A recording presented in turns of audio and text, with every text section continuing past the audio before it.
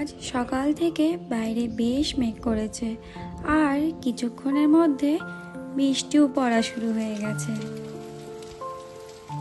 আর এই বৃষ্টির জলে মেয়ে, ছেলে ও বাবা তিনজন মিলে স্নান করছে। যদিও বৃষ্টি পড়ার আগে আমার স্নান হয়ে গেছে আর এদিকে পুজো হয়ে গেছে।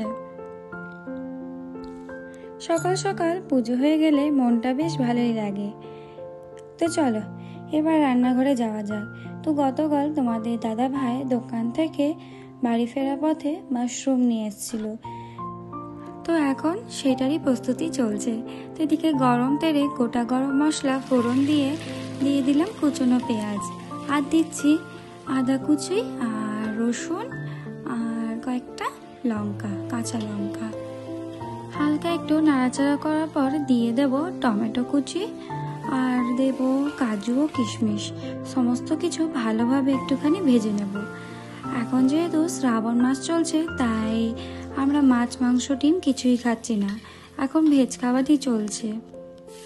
তো এবার কড়াইয়ে অল্প একটু সাদা তেল গরম করে তাতে দিয়ে দিলাম রসুন কুচি, ক্যাপসিকাম কুচি আর আগে থেকে উষ্ণ লবণ জলে ভিজিয়ে রাখা মাশরুমটা।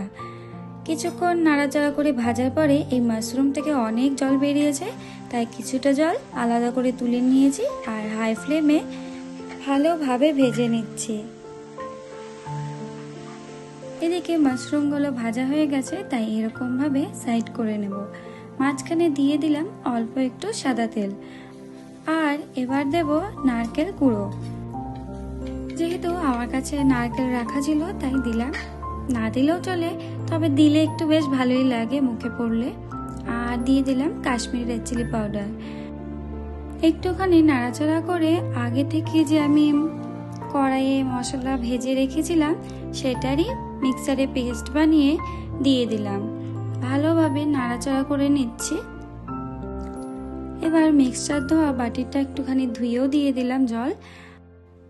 আর এদিকে মশলাটা বারবার আমি নাড়তে থাকছি যাতে লেগে না যায়, যেহেতু কাজু বাটা রয়েছে তাই কড়াইয়ের নিচে লেগে যাওয়ার সম্ভাবনাটা বেশি থাকে। এবার কিছুটা লবণ ছড়িয়ে দিয়ে দিচ্ছি রোস্টেড কাসুরি মেথি। এদিকে রান্নাটা করতে করতে আমি অন্য কড়াইয়ে চড়িয়ে দিয়েছি জিরা রাইস আর করেছি আলু ভাজা, যেটা বাচ্চাদের খুবই পছন্দের। তো এই যে মাশরুমটা তৈরি হয়ে গেছে, তাই নামানোর আগে সামান্য চিনি ছড়িয়ে দিলাম। আর এই যে দুপুরে খাবার তৈরি, এখানে আমি আলু ভাজা দিতেই ভুলে গেছি। আজ আসি, তবে ফিরে আসবো অন্য কোনো ব্লগে।